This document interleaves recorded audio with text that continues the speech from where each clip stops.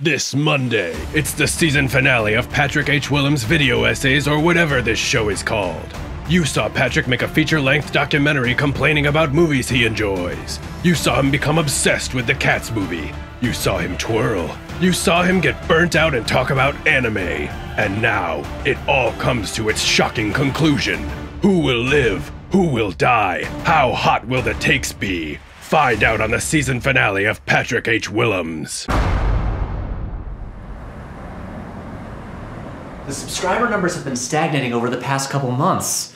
Now we're at the season finale, but I don't know how we're supposed to turn this around in just one video. It's because you've been a coward. I've been a what? You heard me. A spineless coward. Too afraid to wade into the shitstorm of real film discourse. When what you could be doing is riding that wave of human excrement like Bodhi from Point Break. Ew. So wait, what should I be talking about? Oh my god, there are so many hot button issues you could be pressing. Does Quentin Tarantino hate Bruce Lee? Was the old version of Sonic with human teeth better than the new version? Did Warner Brothers use incels to market the Joker? But I don't have strong opinions about any of those things. You do now. Martin Scorsese, go! What about him? Cinema or not cinema?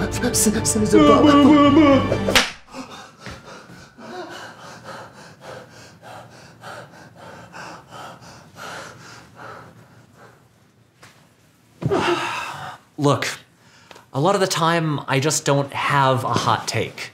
But this is YouTube, and when you're talking about movies here, there's this constant pressure to make videos that will get attention. What attracts the most attention are big hyperbolic declarations. That's why you see so many videos with thumbnails that say in huge text, why it sucks. And look, I have a whole series with the words why it's great in the title, so I'm a part of this too. And since on YouTube, the vast majority of film criticism leans toward this extreme binary, I think it has a bit of an effect on how people think about movies. It's creating this subconscious idea that movies have to be masterpieces or total pieces of shit, with no room in between. But Pat, isn't Roger Ebert, who's considered like the greatest critic ever, the author of a book called Your Movie Sucks, and a series called The Great Movies? Yes, he is. And he and Gene Siskel invented this whole totally binary system of rating movies, the thumbs. But you know what? Their actual reviews that came out every week were nuanced and thoughtful and were so much more than hyperbolic declarations of good or bad. Look, I'm not trying to be a grumpy old man telling people how to talk about movies. This is all a product of YouTube and the need to make videos that will get views if you want to have any kind of career here. But I think it's making people forget something really simple. What's that? Oh my god. That a lot of the time, movies are just fine. Or they're pretty good. And you know what? That's okay. Okay, now it's time to start some juicy YouTube beef. There's a really good video by The Nerdwriter from a couple years ago called The Epidemic of Passable Movies. The general argument of the video is that, well, I'll let him explain it. What's more insidious, in my opinion, are movies that are just passable. Films just good enough not to be terrible. I mean, passable films, they aren't bad. They might even be better than okay, but they're a far cry from great or noteworthy or something that you would like to see more than once. I don't really disagree with this. Yeah, it's a problem that so many major studios produce so many generic movies that are content to be rehashes of better stuff we've seen before.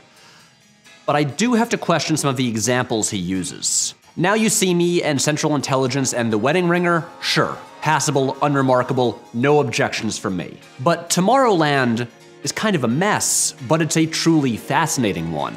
It's Brad Bird cashing in the blank check he earned from an unbroken streak of masterpieces to make a wild passion project.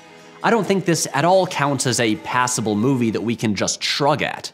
It's a movie made with such skill and ambition that contains so many incredible elements but doesn't entirely come together, and I want to spend hours talking about it and dissecting it. And Jurassic World, to use another example from the video, is not something I would call passable at all. I would call it an ugly, soulless piece of shit, but that's just me. But I'm getting sidetracked here. What about those quote-unquote passable movies? Obviously, not every movie is going to be Moonlight or Arrival or even John Wick. And if they don't live up to those, I don't think we should simply dismiss them. It would be wonderful if every movie we watched was a masterpiece, a high point in its genre. But that's an absurd, unrealistic expectation. And by dismissing everything that's not a visionary work of art, All you're doing is depriving yourself of the pleasures cinema can offer. Take Ant-Man, which the Nerdwriter features in the video. Sure, that's a movie that shows signs of the homogeneity that afflicts many Marvel movies, like the pretty stock villain subplot, and of course, the bland color palette. But the storytelling is consistently solid and functional, and it has so many truly enjoyable things about it. There are some wonderful, surprising performances in there, like everything Michael Pena is doing. Okay, I was at a wine tasting with my cousin Ernesto, which was mainly reds, and you know I don't love reds, man, but there was a rosé that saved the day. It was delightful. It features the rare post-divorce family in a movie that's healthy and progressive and devoid of cliché conflicts. The action scenes are full of great inventive visuals and genuinely clever gags. Often in these movies, we kinda tune out at the big CGI overload in the set pieces, but here, they're some of the best parts. So yes, seek out great movies, hope for the best from each new movie you see. But sometimes a passable movie is really an actually pretty good movie with some great stuff in there, and I think it's a shame to dismiss those. Wait, Patrick. Are you saying that we should be praising and celebrating mediocrity? Okay, first of all, the title of the video refers to a mild celebration. We're not popping champagne bottles here just because a movie executed a successful character arc. But sometimes you've just got to acknowledge that a movie works, that it's functional. What do you mean by functional? Well, let's talk about a perfect recent example. The Netflix original movie Always Be My Maybe, a romantic comedy directed by Nahnatchka Khan, starring Ali Wong and Randall Park. It has a 90% on Rotten Tomatoes, and it's reportedly been watched by over 32 million people. Now, it's not going to end up on any top 10 lists or win any Oscars, but it works. It fits into a relatively standard romantic comedy formula, which I don't say as a negative. Formulas exist because they've worked for a very long time. We have two main characters, Sasha and Marcus, who have a connection from the beginning, break apart, and then later in life are each living a comfortable existence, but each clearly has something missing. Events bring them back together, and eventually they rediscover what they love about each other and provide what each other is missing. They become better, more complete people by being together. So here we have multiple successful character arcs driven by good performances. There's some smart screenwriting in the way it uses food and Sasha's career as a chef to symbolize her changing connection to her home. It also has a really good running joke about Randall Park's outfits that pays off thematically. There's an incredible, hysterically funny section featuring Keanu Reeves as himself that serves as the catalyst for a major story development. But also, it has a pretty generic visual presentation, it's not as funny as the writers and performers are capable of, and sometimes it falls into a generic version of its formula instead of putting in the work to elevate itself. It all adds up to an enjoyable experience that, especially when watched at home on a lazy Sunday afternoon, makes you go, hey, that was pretty good. This is the kind of movie that Netflix has recently specialized in making. This year alone, Always Be My Maybe and Triple Frontier have been perfect examples of what I call the 3-star movie, as in movies I rated 3 out of 5 stars on Letterboxd. Or if you listen to the podcast Blank Check, it's what they might call a gentleman's 6. These are kind of the perfect movies for Netflix to be producing, since they're movies that you literally can't go to a theater and pay money to watch. You have to watch them at home. And that's what they seem to be designed for. They're like the movies you saw a million times on TNT growing up. They're not amazing, but when they came on TV, they're entertaining and don't require much effort on the part of the viewer. These are often the movies we watched more than any others, due to their heavy rotation on TV. They're fun and easy and not emotionally taxing. They're pretty good. Movie Bob has a whole series about these, called Good Enough Movies. They're not the best, but there's something reliable about them. Like, Spaceballs is not one of Mel Brooks' best movies, but it might be the one that I've rewatched the most. The thing about these pretty good movies is that they can be comforting. You're not always in the mood to dive into that collection of Errol Morris documentaries on the Criterion Channel. Sometimes, you want to relax, and you want to put on a low-stakes, low-stress movie. And we need to consider the filmmakers making these movies. They're usually not the auteurs that have dozens of video essays made about them, breaking down their styles and recurring themes.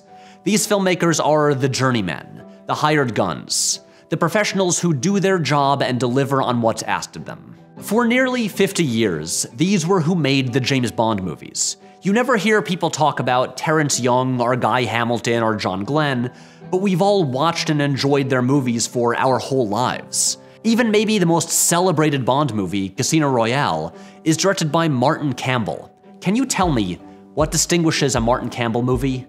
No, you can't.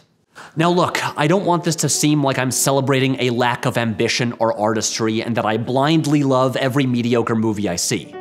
I don't. Of course I don't. But the reality is that movies are weird, extremely complex organisms that are really hard to make. Look, I just love movies. I think they're kind of a miracle. Do I wish they were all masterpieces? Sure, of course I do.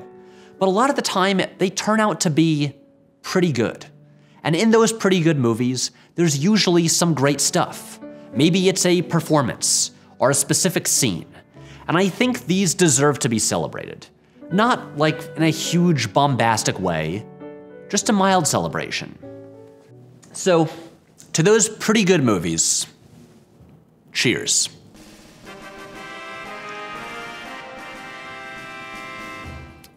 It's good. Champagne? Oh, no, thank you. Of course, champagne. Pour that shit.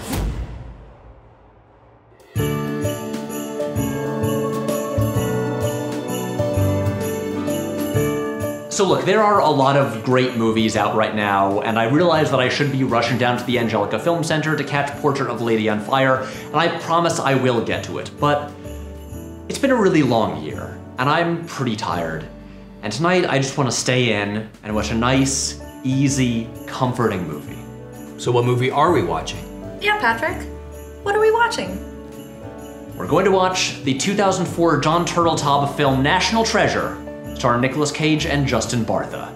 If you ask me, it's pretty good.